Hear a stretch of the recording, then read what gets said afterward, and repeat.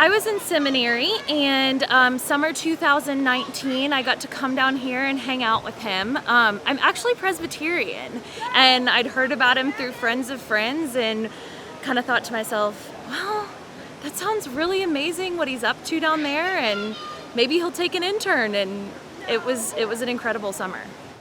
I was involved with both the River of Life and the United Methodist Church down in BRYSON City.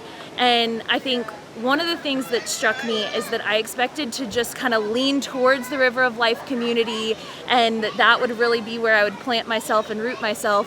And in reality, I wound up falling in love with both, and kind of left here with a new love for church at large, both kind of this alternative setting and what I call kind of a more brick and mortar setting. In part because these people just dig deep into their community in any way they can. And most of that for me, I did some work while I was here that was like, yeah, I would write a sermon and help lead worship. I got more worship leadership experience than anything that I'd had during seminary. Most of what I was focused on was pastoral care. But ultimately, Wayner really made sure that this was a restorative experience for me.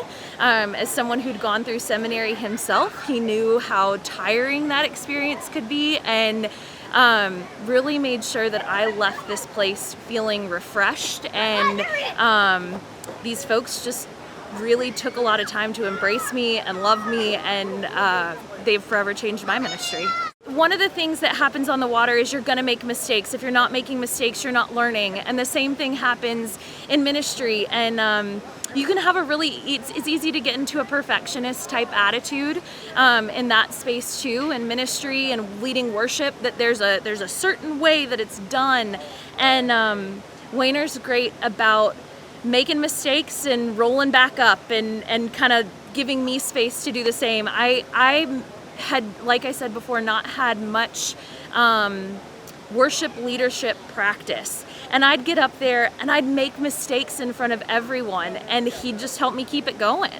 And I am now way more comfortable in those types of settings. Just recently, I led worship totally by myself for the first time, and was pretty surprised how comfortable that was. And I think a lot of that is because of getting to have some time with him and being here in a congregation that's just so go with the flow.